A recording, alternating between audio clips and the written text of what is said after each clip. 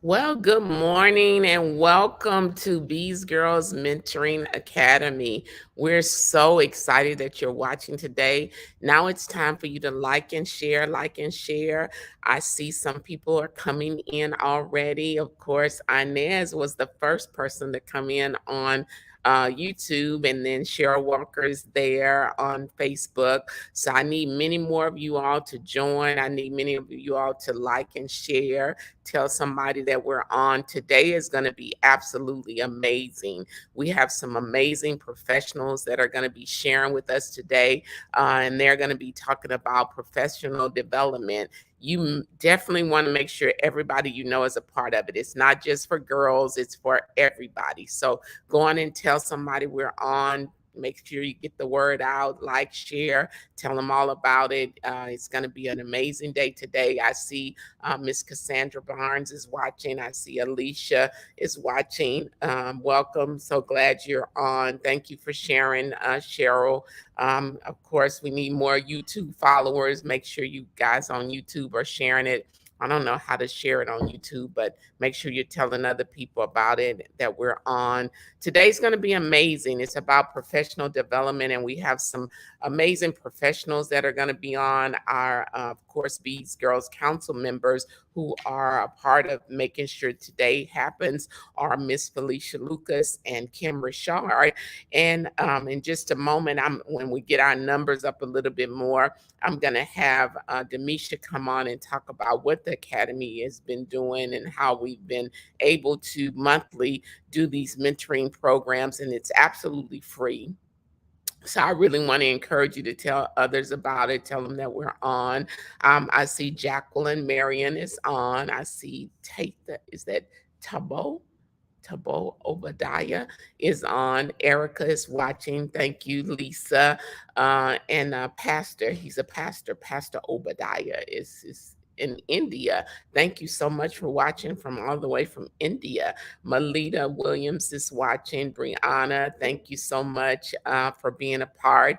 Thank you all. Make sure you like and share, like and share. Tell somebody we're on so that they can get this amazing information on today. As I said, we've been doing these for the last several months. It's absolutely free mentoring information. And of course, once you text BMEA to 71441, you'll have the opportunity to take the test at the end. And once you've completed all of the courses, we'll send you a certificate. I'll let you know that you've completed the courses for the Me Academy and the classes that you've taken and taken the test on. When we initially started, we thought it would just be for girls 13 to 19. But then after we started it, we saw the information was so absolutely amazing. On the very first one, I think it was college prep, and the information was so amazing. We said we needed to open it up to everybody. So it's not just for girls, not just for boys. It's literally for everybody who wants to develop and grow and be empowered. And so definitely want to encourage you to be a part of it. I see someone is watching from Toronto, Canada. Hello, Pastor Andy from Toronto, Canada. Hello, June, watching. Thank you so much for watching. Make sure you like and share. Hello, Madeline. Thank you for watching. We're so glad that you're on. Barbara, we're glad to have you on. And of course, Naomi, all of you all, we're so happy that you're here. Make sure you like and share, tell others. And during the presentation today, if you have questions, you can put your questions in, and then at the very end, we'll answer questions for you as well. So I'm going to bring in Miss Demisha DeFlora, who is a part of the Bees Girls Council and a very active part in making sure these monthly mentoring classes happen. And so, hello, Miss Demisha. Good Uh, morning. Good morning. Good morning. How are you? I am doing great. How are you today? I'm doing awesome, doing awesome. So, can we just share a little bit about what Bees Girls Me Academy has done already, and what we're looking forward to in the future, and what's happening with the academy? Absolutely. Well, you guys know I am so excited. Thank you guys so much for sharing and joining us this morning. So, the Me Academy, like Dr. Bridges said, we initially thought it was just going to be empowering information for girls 13 to 19. But when we started back in October, we started with college prep with Dr. Ebony, and oh my gosh, the information was so amazing. And then the next month, Shelly Harvey came through with entrepreneurship, and it was just so exciting for the possibilities for our teams and anybody who wants the information to be able to know what it takes to start your business. And then, of course, we did the dating game, and that was so much fun. Yes. For everybody, and we've had male mentors, female mentors. This has just been amazing, and it's growing. And then, of course, in January, we wanted to get our year started off right, and we did visions and goals. And That was amazing. oh, praise God. I mean, just giving people the information that you need to keep yourself on track and accountable throughout the year. And then, of course, last month, we our topic was personal development, and we talked about everything from A to Z, from your health, from social wellness. I mean, the information here is just so rich, so empowering, and we want everybody to be a part of it. It's absolutely free, and we are just so excited to bring you this great information. And look at us, we are having global impact. All Yes. over the world, they're tuning in. This is so Yes. exciting. Yes, so exciting. And of course, today is about professional development, and I'm truly excited about it. After we did the test on Tuesday with the ladies who are going to be sharing today, I was like, let me get the word out. Everybody needs to get this information because they are come from various backgrounds. And so it's going to be amazing today. I'm really, really excited about the conversation that's going to happen today and about how they're going to empower those who are in the professional realm. And then, of course, our girls who are going to be going into professional realms when they finish college or, going into their careers. And so there's so much great information that they're going to be sharing on today. So, yeah.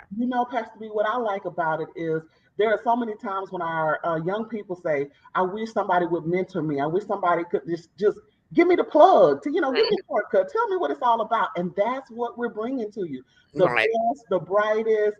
I mean, hey, you can't get much better than Bees Girls and Me Academy. That's for sure. Amen. Amen. So I'm gonna go on and bring in the mentors for today. Well, of course, the council members first, Felicia Lucas and Kim Richard. I'm gonna bring them in and we'll just chat for a minute about their excitement about being a part of today's Me Academy. So hello, Kim. Hello, Felicia. Good morning. Good morning. How excited are Good you all about morning. today? Oh, I am just super excited and ready to get into the conversation today. The ladies that we have today, they are just a phenomenal group of ladies, and I'm really, really excited about it. Awesome. Felicia. Yes, I'm excited as well. In my day job, this is what I do, help develop students in a career center. And so I know how important it is for them to have a leg up and to know what to do before they get into the workforce so they can progress quicker. So I'm super excited to hear what the mentors have to say to our audience today. Amen. Amen. Well, of course, we've all liked and shared. So I want to encourage everyone else to like and share. I see a couple of people are commenting already. And so I want to make sure that you stay engaged throughout the day and make sure you make your comments. If you have questions, ask questions, do all of that. So it's going to be great. So I'm going to turn it over to Kim and Felicia to have your way. Do what you do, make it happen. Very All right. good. So I Sounds think good. Go we're ahead, up Felicia. to introduce our mentors now. Yeah, go ahead. Okay, well, great, great. Well, I'll get started. Our first mentor that we'll bring up will be Tiffany McCullough. She is a graduate of Columbia College in South Carolina and is currently pursuing her executive MBA at Prairie View A&M. She is a certified professional in supply management and supplier diversity, a member of the American Contract Compliance Association, a graduate of Project Blueprint Class of 17, and a current member of Leadership Houston Class of 40. As a change agent, Tiffany plays an active role in making the workforce and marketplace around her collaborative, innovative, and inspired.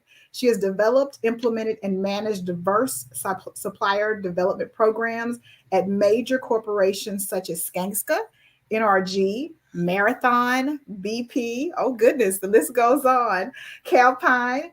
And Tiffany most recently joined the Supplier Diversity and Inclusion team for Amazon as a senior program manager for supplier diversity. Tiffany serves as an executive board member for Suits for Sons Incorporated, an organization offering mentoring opportunities for collegiate age males, preparing them for professional careers and entrepreneurship. In her free time, can you imagine she has free time? Tiffany enjoys spending time with her family and is a dedicated member of the Fountain of Praise under the leadership of Dr. Remus Wright and co pastor Mia Wright. Welcome, Tiffany. And we will introduce a second mentor, Monica Roberts. So we'll bring Monica up. The defining principles of Monica's career are community service and learning. After graduating from Texas A&M University, Monica committed to serve in the AmeriCorps Vista as an adult literacy nonprofit.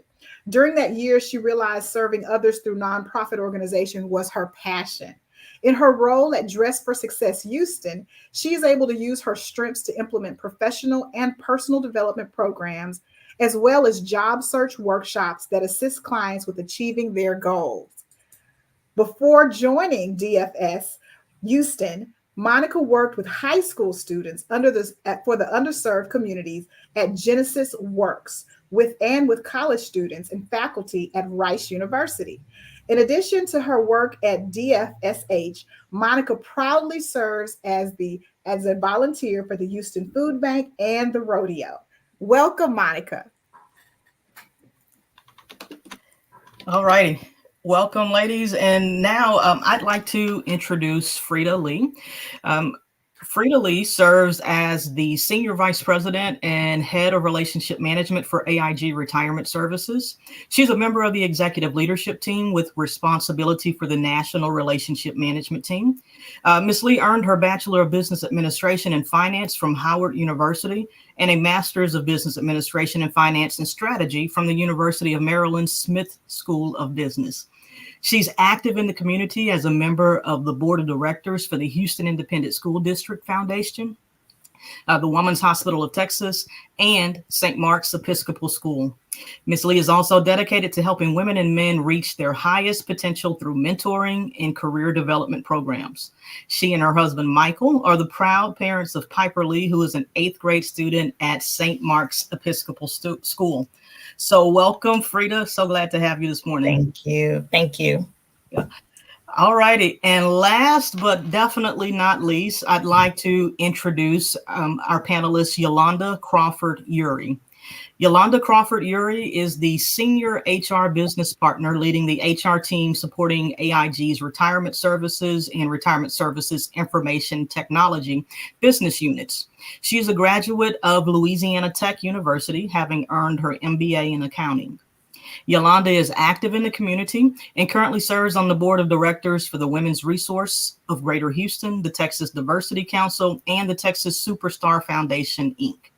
She is also the advisor to the fundraising committee of the Ivy Educational and Charitable Foundation, Inc., a member of Greater Houston Partnership of the Greater Houston Women's, let's start over, a member of the Greater Houston Partnership Women's Business Alliance. And she is a life member and very proud member of Alpha Kappa Alpha Sorority Incorporated. Yolanda enjoys spending time with her husband, John, and their twin sons, Jonathan and Kennedy, as well as their dog, Cheyenne, in their spare time. So welcome, Yolanda. So glad to have you with us as well. Thank you. Excited to be here. Awesome. All right. Well, we have some questions that we've prepared for you. And so we just kind of want to go ahead and get right into it. I think the first question is a very easy one. It's one that we'd like all of you all to answer. It's really just tell us a little bit about yourself and your career journey. What education did you obtain to get to where you are right now? How did you decide what you wanted to study in college? And really talk about how mentorship has benefited you overall. So I'm going to ask Tiffany to get us started there. All right. Thank you so much, Kim, for that question. You know, it's funny. When I first went to college, it was all about, okay, how much money am I going to make? So my first major was nursing, and I wanted to be a nurse anesthetist because a guy that I was friends with in high school, his dad was an anesthesiologist, and I saw their house. So I said, oh, man, okay, this is what I need to do for a living. But of course, that didn't necessarily work out after I'd taken a couple of organic chemistry classes.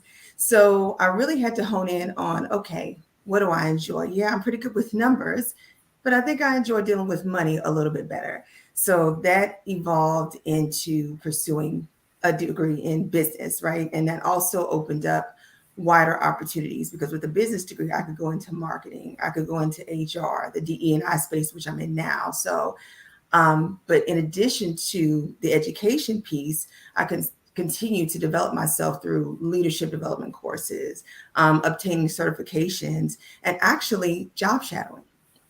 A lot of people miss that, you know. So when I would join corporations, I kind of study the org chart and look at, okay, who's doing something that I would want to do in the future. And you wouldn't believe how gracious people are with their time. And I reach out and say, hey, you know, can I come job shadow you? Can I follow you with what you do? What do you love about your job? And then in spending that time with them, I'd say, okay, what skills do I need to obtain to get where they are? So that's, you know, kind of how I got to where I am today. Awesome.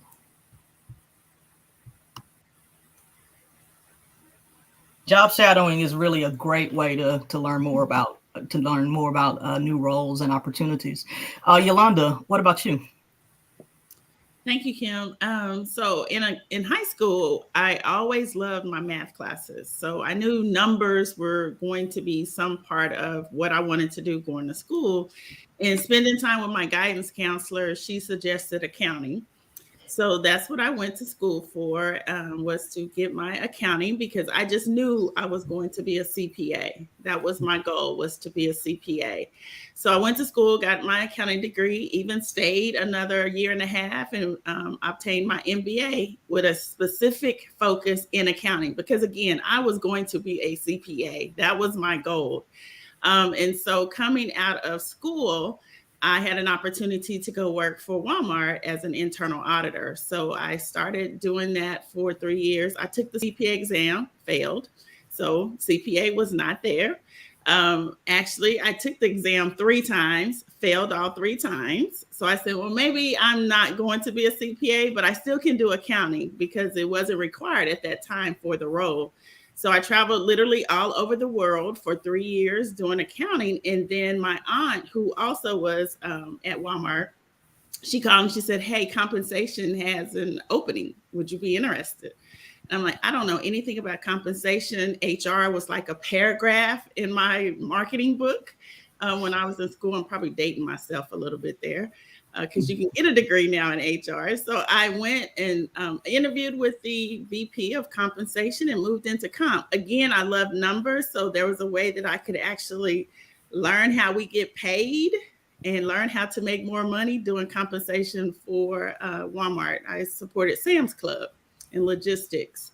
So then had an opportunity to actually move into the business because like Tiffany said, I had job shadowed. I had other friends and relatives in the company. So I started just going around saying, hey, what do you do? How do you do it? Can I see what you do? So I ended up moving into the business in Sam's doing talent management. So again, I still had in my head, I am going to be an accountant. I took the CPA exam for the 4th time and failed. And I said, okay, we're not going to be a CPA, but that's okay. So I ended up just staying in the HR world because I loved it. Although I am somewhat of an introvert, I do like interacting with people. But I still love my numbers. So I'm a numbers girl. So I did talent management for a couple years. And then one of my mentors, who was actually my boss at the time, he had left the company and moved to Minneapolis. And he called and he said, would you move to Minneapolis? I said, where is Minneapolis? No, I will not come to Minneapolis. And he said, well, just give it a try. And he called me 3 times for an opportunity to be an HR director. I had never been in that role, but he saw something in me that I didn't see in myself. And so I took a chance, moved to Minneapolis, knowing 2 people in Minneapolis, him and another person that he had hired from our company at Walmart. So I moved to Minneapolis into an HR director position, did that for 2 years. And then the CEO of the company called and he said, would you be my chief of staff? No, I'm not ready for that. And he said, yes, you are. You can do this role. Now, mind you, this is the CEO of the company calling me saying, come to my office, let's talk. And I said, no, I don't think I'm ready. I'm still trying to get used to this HR director position. He was like, okay. 6 months later, he called and he said, I'm moving you into my CEO position as my chief of staff.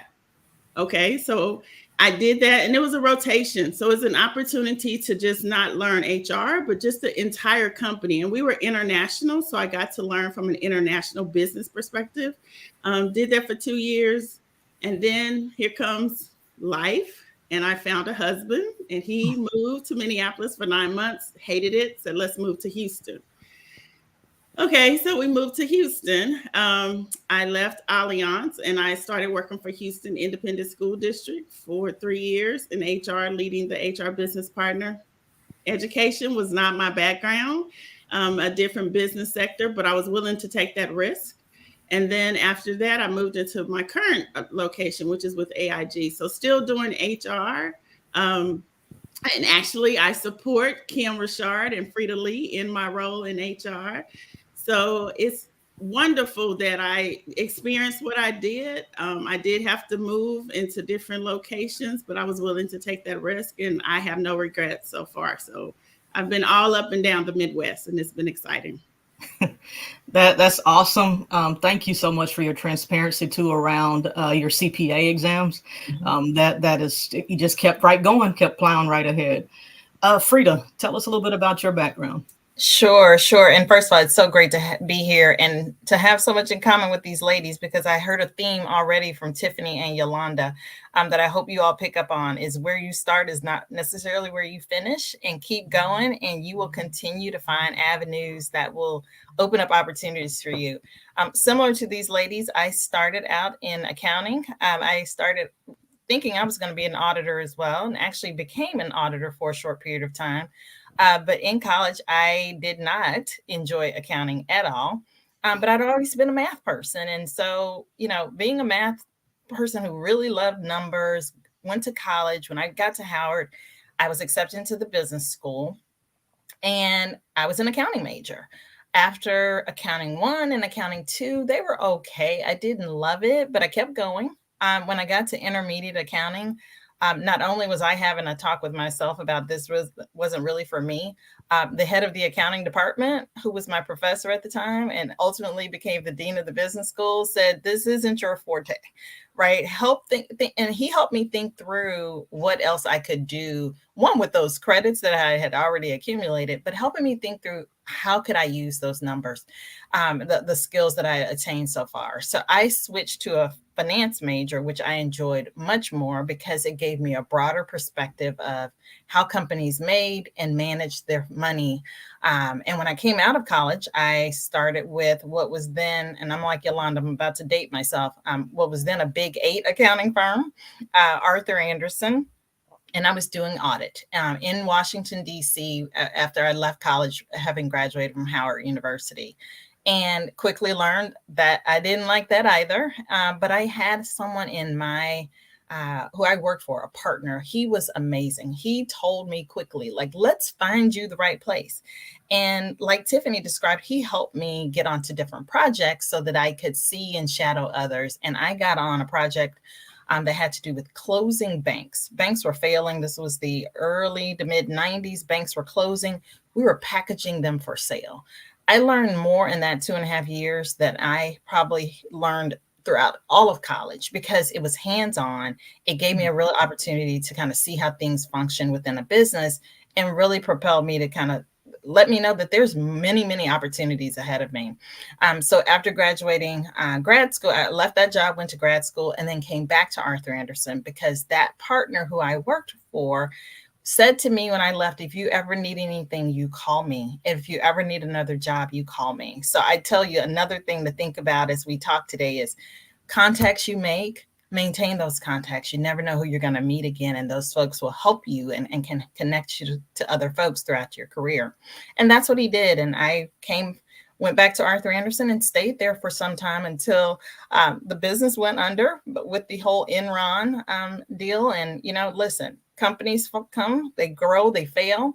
but it was about staying connected. And what do you think I did after that was over and Arthur Andersen kind of went its way? He helped me navigate to another firm. So I ended up going to KPMG for a while. And by that time, I'd become a senior manager in their consulting practice and had done some large deals and really I enjoyed it. But then I was kind of on the road a lot and had recently got married and decided I didn't want to be on the road Monday through Thursdays every week. And so ultimately, AIG came calling. And at that point, it was a job that was a little bit undefined, but I came in at a time that allowed me, the company was changing. And I came in as a relationship manager managing large accounts. I knew nothing about retirement, but I figured I have learned over the years how businesses make money. And so this was yet another financial portion or aspect of the business that I just needed to learn. And so it was about being curious for me. And 18 this year, I will have been at the company 18 years, seeing being in the same area of the company, but we've changed it so many times, as Kim can tell you. We've developed it, we've changed it. I went from being an individual contributor to leading the national practice. So I have been completely gratified by having the ability to kind of navigate the way I needed to, but it has not been for lack of some fails along the way. Some were mine, some were companies that failed. But through it all, it's trying to just keep moving forward. And I think that's really kind of the lesson that I've learned along the way. Yeah, definitely. Keeping pressing is definitely important, and you have to be resilient. Absolutely. Thank you. Monica, please tell us a little bit about yourself and your career journey. It's so interesting listening to everyone. I too was really great with numbers, and so I love science and math. I went to a high school that was focused on engineering, so I thought I was going to be an engineer. I was going to make lots of money. I was going to be a chemical engineer because I liked chemistry. And I got to college and it was great. First year was hard, but I got through it, you know. And then I hit organic chemistry like Tiffany. And I decided maybe this is not my thing. Maybe I love being in the lab, but it was not for me. And I think that was kind of my first big lesson in high school, is like in college, was sometimes things aren't for you and it's okay. It's okay to kind of stop, reassess where you are and what you actually want to do, and then figure it out. So I took a semester, you know, got some of those core classes that I needed to get out of the way, talked to some people, and realized that I liked working with people. I am also very much an introvert with extroverted tendencies and hobbies. And so, but I decided that I was going to go into the Foreign Service, work for USAID, like go help the world. And so my major was international studies and political science. It was incredible. I got to study abroad. I got to do things that I never would have done and have access to information that I never would have had I not done that degree. And I was going to go to grad school, but I wanted to take a year off. I took a year off, decided to do AmeriCorps, and then realized I kind of like helping people here. And I've I can't say that I exactly knew where I was going. I use this term now with women I work with. It's not always a career ladder. It can be a career jungle gym. And it is, things are very rarely a straight trajectory now. There are some fields that are, but a lot of times it's about taking the skills that I've learned from each job to make me better and to hone in on exactly what it is that is going to help me make a difference. Because I came from a line of educators. My mom was a teacher, my grandmother, my great grandmother, they were all educators. And I was not going to be a teacher. I was not going to be in a classroom. I was not going to be a teacher. And it is funny when you say you're not going to do something sometimes, because while I am not in a classroom per se, I am absolutely still working in education, just in a different way. And so sometimes things are meant to be, but I use the things I've learned at Genesis Works, working with students and CEOs, when I was working at Rice with professors and college students. I use all of those lessons in my job now to help women better prepare for the workplace. And so it's been a jungle gym, but I can say that the lessons I've learned have truly made me a stronger leader and, you know, program developer. I still get to do numbers. I work with data now. I work with program data, but it's something that we can all work for and towards as we kind of navigate where we want to go. Thank you. Thank you. Felicia, I'm going to hand it over to you to continue on with the conversation. Very good. Well, we said there's a lot of themes here, and there are. More than anything, I see that career planning is a journey, and that all of you all started somewhere that you thought you were going to be, but you pivoted along the way a few times, a few of you, a few times. And I think that's really important for our students or our young people who are watching to understand that it is going to be a journey as you pursue your career. And I hope you're ready and primed to start asking some questions in that comment box as well. So we're going to move on to another question. Let's see here. How should a student or a young person dress for an interview? And is wearing professional attire important? I'm going to pose that question to Monica.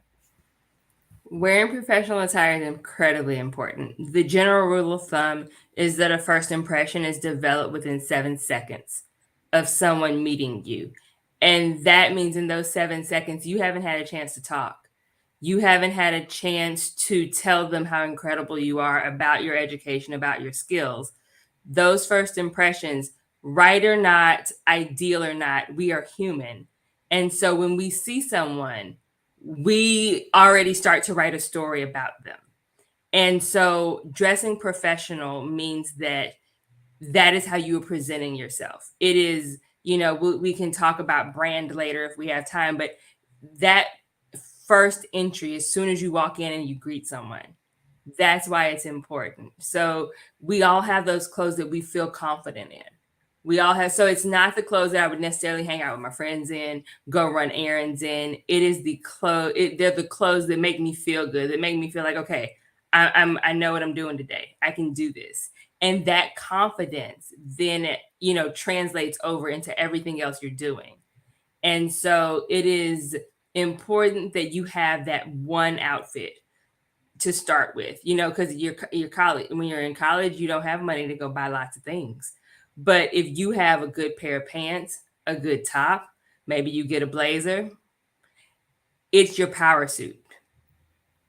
And so you start there and then you start building that professional wardrobe as you go. That's very good. Thank you, Monica, for sharing that. We know that our fashion is all over the place now. We have so many choices with fashion. So it's good to know what we should be prepared for. I will say one more thing. Uh-huh. Don't let it speak so loudly that they can't hear the words you're saying. Very good. Very good. I'll end that question on that note, Kim. Can I add a little bit to that? Sitting in the HR seat. So Monica and I hire Monica's individual she works with, or I work with the hiring managers. I would say 2 things. One, bring your authentic self. So don't feel like you can't wear something because it may be too ethnic. Bring your authentic self, but even make sure that your look from neck up, because a lot of interviews today are on Zoom or on WebEx or some virtual platform. So I always tell individuals that are looking to interview, dress from head to toe. So today I have my braids down. I probably would wear my braids up so the individual that I'm talking to can actually see my face and actually see me. And then I actually am fully dressed. So I normally would wear some sweatpants because you can't see it. But because I am speaking today, I want to make sure that I feel and I'm in the right frame of mind and that I'm presenting and projecting. When you are slouchy, you will present slouchy. So you want to make sure that you are presenting yourself full force, right on. And to the point that Monica said, you want them to hear your words. So make sure they're not distracted by something that you have on, or your hair, or your earrings, or men, make sure your mustache and beard are groomed. All of that. You want to make sure you're bringing 100% you. Yeah. No, that's definitely so true and so good. Such good information. Yolanda, I see you put your mic on mute. I actually have another question for you. Coming right back to you. You know, we're talking about the interview process and presenting ourselves professionally, but let's fast forward to when we actually have the job, right? When is it appropriate to communicate with your manager, your boss via text versus picking up a phone to have a conversation with them? I always say phone and in person are the best ways of communication, unless you have that relationship where your boss, supervisor understands you, you understand them. Because sending text messages can come across very different by the receiver. You may not mean something a certain way, but the receiver may take it a certain way. So you always want to make sure that you've established that credibility, that relationship with that individual before you start using text. So I'm going to say always just lean on the side of picking up the phone. And if you can do it in person, do it in person first. I sure hope my teenagers are listening to that. All right. Thank you. Okay, well, I have a question I'm going to pose to Tiffany. This is back in the realm of interviewing. What do you look for when interviewing a potential candidate? So our students that are out there watching, if they're thinking about an employer, what would you be looking for in a potential candidate? All right. So before I get into that answer, one of the things I do look for is make sure that your clothes are pressed and ironed. So back to the attire. I've had some students come on an interview for internships, and they have the suit on, but it kind of looked like they just pulled it out of the hamper. So please take the time to press those collars, especially from the chest up if you're going to be on Zoom. So 3 of the things that I look for in potential candidates is 1, communication. If you are not an effective communicator, whether it's written or verbal, you're really going to struggle, especially if you're part of my team. A lot of what I do in supplier diversity is gaining buy-in from my internal customers, right, or my internal stakeholders. So you have to be persuasive, right? Every time you open your mouth, you're selling something because you're either informing, or you're trying to get buy-in, or you're looking for resources to help you get to a goal. So communication is incredibly important. A lot of people think that, oh, you don't read emotion into a text or an email, but yes, you do. So take the time to reread something before you press the send button, and never send an email when you're angry. Another thing that I look for is leadership skills, right? So I want to know that you can put a plan together and execute it, but also as a leader, did you elevate other people when you were leading that initiative, right? So were you able to identify strengths in the other people that were on your team? Did you make a bigger impact outside of just yourself? What did you accomplish as a collective with the people you were working with on that team? And what did you accomplish individually? So those are the kind of questions that I'm going to ask you. And then lastly, how did you overcome a challenge? Everybody can tell me what they did well. Hey, I was a superstar. My GPA was a 3.5. Or if you're already a professional, oh yeah, I met, performance goals 3 years in a row. But did you not pass, your certification exam? Did you miss a huge deadline? And how did you come back from that? The other thing about being able to overcome a challenge is, one of the things that I look for is that also means that you're not afraid to take a risk, because if you're afraid of failure, you're never going to chase those big ideas and big initiatives. So those are things that I look for in a potential candidate. Very good. Thank you, Tiffany. Powerful points: communication, leadership, and overcoming challenges. Very good. I'll take a note as well. All right, Kim. Yeah, thanks. So, I've interviewed candidates, and, Tiffany gave us some kind of good questions that she typically asks. I know one of the questions that I usually ask as an icebreaker is, tell me about yourself. It's open-ended, and I really give it as an opportunity to hear more about the candidate. So, Frida, how would you suggest the candidate answer that question? Tell me about yourself. Well, I would really suggest that they practice having what is known as an elevator pitch.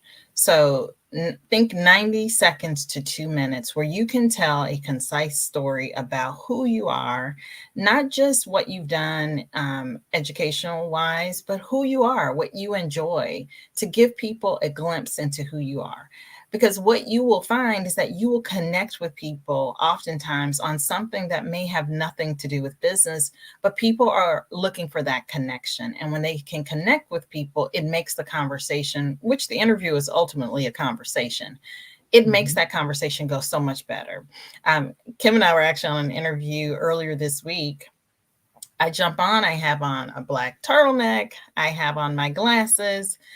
and the candidate says, "Hey, great to meet you. I see we both came with our black turtlenecks and our funky glasses." I immediately laughed. I got a kick out of that because she was looking for that connection with me. And I say that because people want to work with people who they like, right? And they want to see that they want to hear about what you are interested in. They want to hear about what you've done well. They want to hear you talk about a struggle and how you've been able to learn from that, or pick yourself up from that. But ultimately, too, they want to know that this is a person who I want to get to know, and I'd enjoy working with as a person. If it's soccer or basketball, whatever that thing is, be able to weave that into your story about what it is that you want to tell, and practice it. There's nothing wrong with practicing your story. Practice with a friend, practice with a family member, practice with a trusted person from school, or teacher or counselor, whomever might be in your circle of influence. But just give yourself that chance at having your story really down packed to be able to quickly articulate. Again, think of it as an elevator pitch. If you had the opportunity to ride from the ground floor to the 6th or 7th floor in an elevator, what would you be able to say to somebody if you had that opportunity? Yeah, that's so good and so true. And it's really a good way to think about presenting yourself. Absolutely. Yep. I just wanted to add one comment to Frida's answer. One, that's an excellent explanation, but also in the interview, take the time to ask the interviewer a question about themselves and make sure you include that personal point in your thank you note. Because that Absolutely. means you were listening to them as well. So excellent point, Tiffany. And that thank you note needs to be underlined, highlighted, and bolded.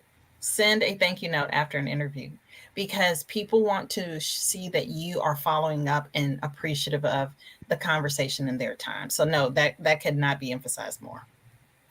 And I think that thank you note makes you stand out from It does. so many other people. We had a whole conversation recently about how, people don't write thank you notes They anymore. don't. They, and it is on us as hiring professionals to also follow up with people. But that thank you note, if I have looked at 100 resumes and I have done phone interviews or Zoom interviews with, 5 to 10 people, and I only have one person that follows up. Absolutely.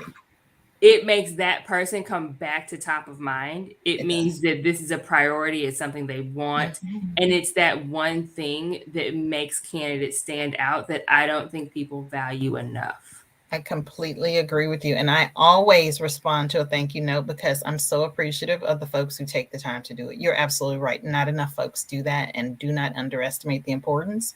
And my kid is listening in. I make sure she writes thank you notes after gifts and everything else on cards, because I believe that thank you notes are that much an important part of interacting with people and showing gratitude. Yeah, it's just something about those handwritten thank It you. is. It is. It doesn't take long, but it's It just didn't something take about them. The personal touch, very important. Well, we've been talking a lot about interviews, which focuses more on the candidate. But if we're giving the candidate advice, what should they be looking for in a potential company? Because it is two-sided. Tiffany, start us off with what your thoughts are on what they should be looking for a potential company. So when looking for a potential company, I consider the company's values first. So do they align with what's important to you? So one of the things that's really important for me is community impact, right?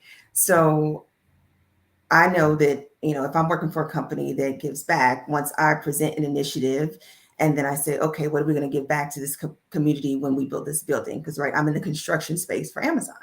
Okay. So if that's part of one of our pillars or one of their values, nobody's going to clutch their pearls when I say we need to offer something to the local high school, or offer some type of internship or job shadowing, or, open up some type of tour for students, right? Second, also opportunities for growth and development. You never want to be at a place where your career is going to stagnate or also be pigeonholed, right? Let's say you come in as an accountant, but you eventually want to go into marketing. You want to look for organizations that pride themselves on developing talent. Are there sponsorship or mentorship opportunities out there? And then also, for me, valuing diversity. I'm a diverse person. So I need to know if you value diversity, and am I going to be able to bring my whole self to work, right? Am I going to be able to be authentic? And I don't want to just see a couple of taglines on your website that you value diversity. What has been your investment? What are you doing? Are there programs out there? So those are the three things that would be important to me, but definitely make sure their values align. You have opportunities for growth, and it's a place that's welcoming to who you are. Very good. Thank you. What about Yolanda? I know you're an HR executive. How do you look at that from your perspective? Tiffany hit it out the park. She is right on. Those are the three. The only one that I would add is culture. And what she said pretty much defines the culture, but you want to know who are the people I'll be working with every day? Because you spend a lot of time with these people, probably even more so than your family on a daily basis. And you want to know what that culture is. Is it a fun culture? Who wants to go to work and just be head down all day? They want to have fun. So that's one of the questions that I know is coming up a lot is, what is AIG's culture? How is it like to work at AIG? What is the work environment? So those are the things that you want to look for in a company as well. Because like Tiffany said, it's not just you interviewing or them interviewing you, you're interviewing them as well. So you want to make sure that this is where you want to be. Please also look at benefits packages and retirement match and healthcare, please. All those things those ladies said, I absolutely agree with, but I do not underestimate also, you have got to look at benefits packages, folks. Mm-hmm. It is, I say this with all sincerity because people don't think about, there's a monetary part that goes with this too. And you are there to do a job, yes, but you also are there to make sure your compensation is both appropriate and fair. And a part of your compensation are benefits. And you need to make sure you review that and don't take those kind of things for granted.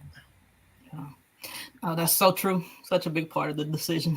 It is. And I think I don't have much to add because I think everything has been covered. It is about you are interviewing them as much as they are interviewing you.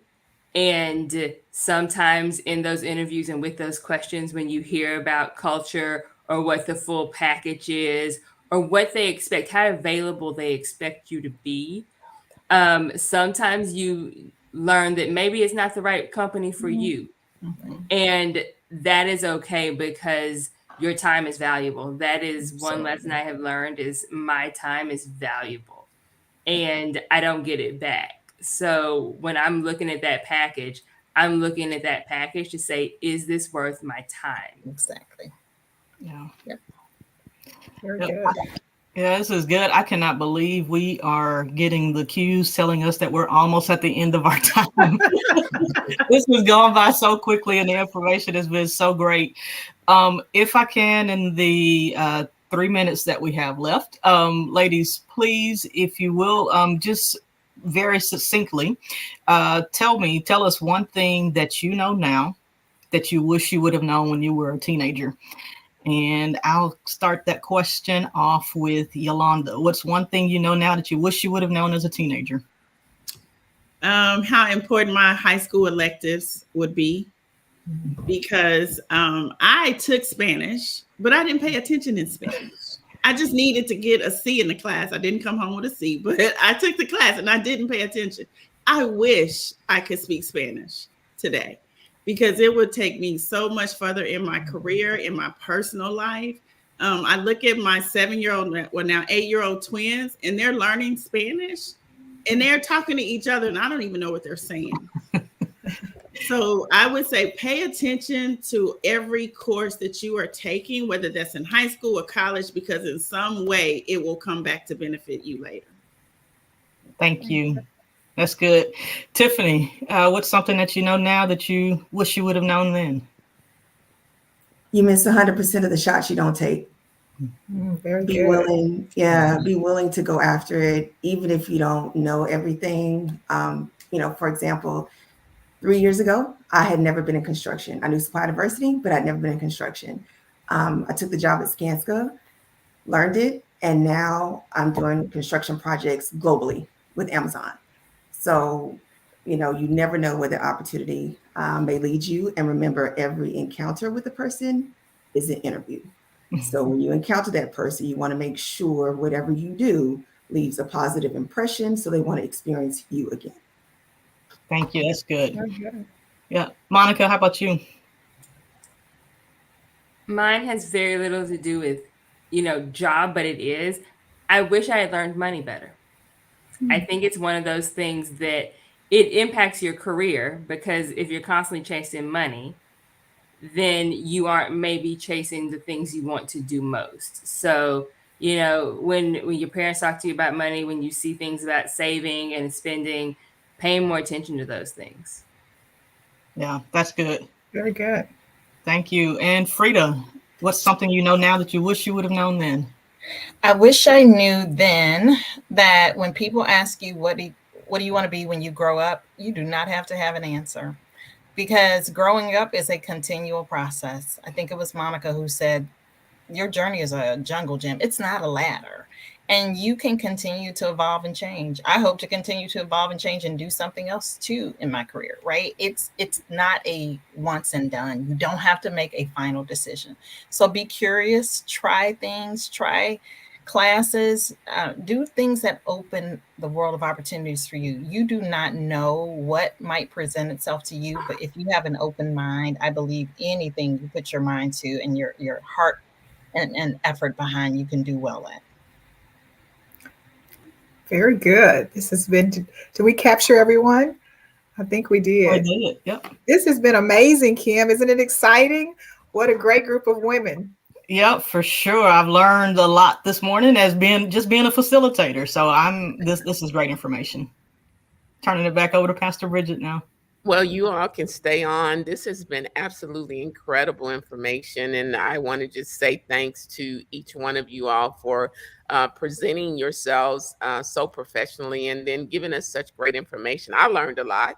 Of course, I'm sure our students learned a lot as well. One of the questions that popped up was how do you maintain your individuality when going into a professional career? I think one of you all mentioned be your authentic self, but how do you maintain that even when you're in the career that you're pursuing? If I may start with that one, I will tell you, I feel fortunate to have colleagues like Kim and Yolanda and others who we kind of have sidebar huddles, to be perfectly honest with you, where we will sometimes, I'll get a text from one of these ladies like, fix your face, who keeps you honest, right? And sometimes you need people to vent to, but you have to be yourself because if you're not going into an environment truly who you are, it's hard to be your best. And that doesn't mean that you come unprofessional. It means being who you are. People expect me in meetings to say something because, and it's not that I'm all looking to be the contrarian. Sometimes it's just about having your voice heard because someone told me a long time ago, practice speaking up in meetings. After a while, it becomes a habit, and it's a good habit because they recognize that they look to you to have a point of view. And I think it becomes really good that you have a point of view that also represents people who don't have the opportunity to sit at the table and who aren't in the room. Great, great. And then I thought I saw another question. Let me see if I can go back and find it.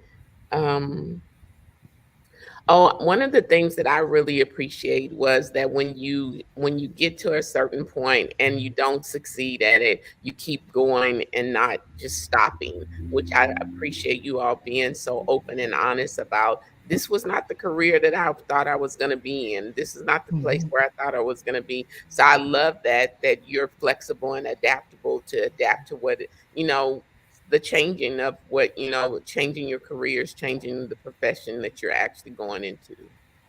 So that was great. Let's see. I thought I saw another question earlier. Oh, I know one of the question. It wasn't a question, but it was a comment. One of the ladies said that her grandson went for an interview at McDonald's and he wore a shirt and some slacks, and then the other students had on tennis shoes and shorts. How important is it, no matter where you're looking to work, whether it's at McDonald's or wherever, how important is it that you make an impression that you know how to come to an interview?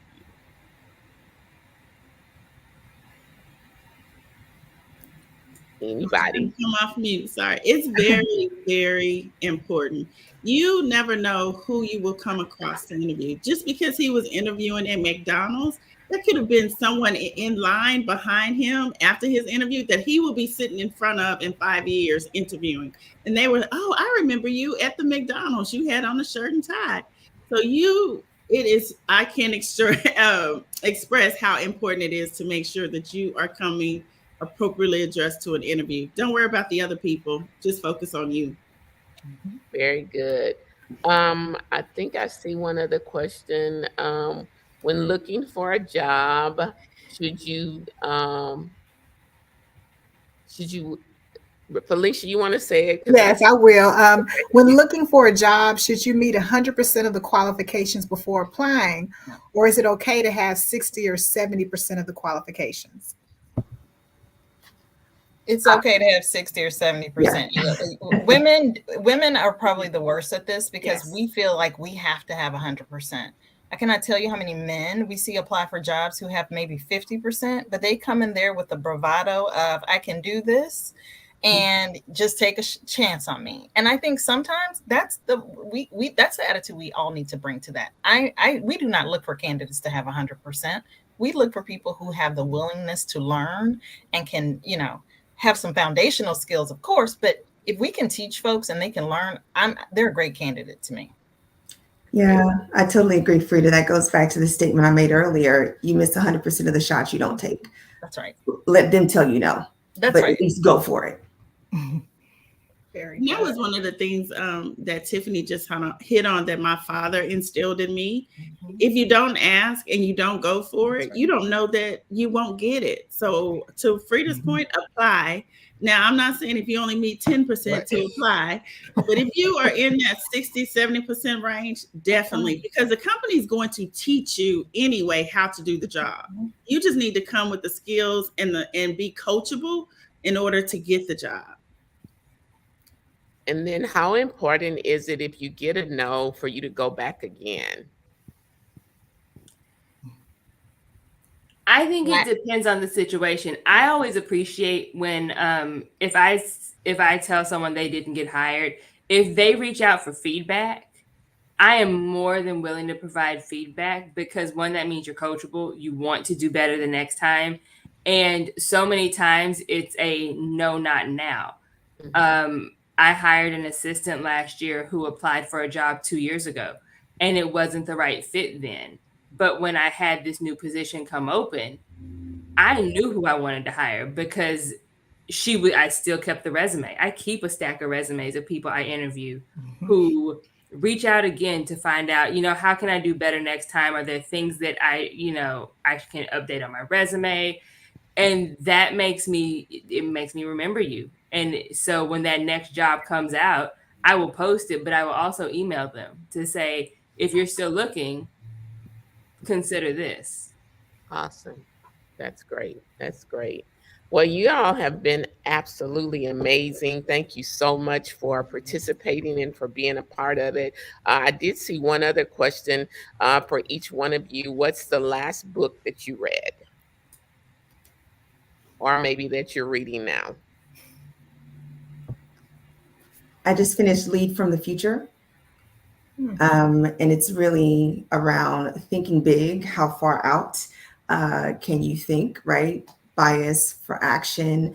You don't have all the pieces to move forward. So it's a great book about leadership.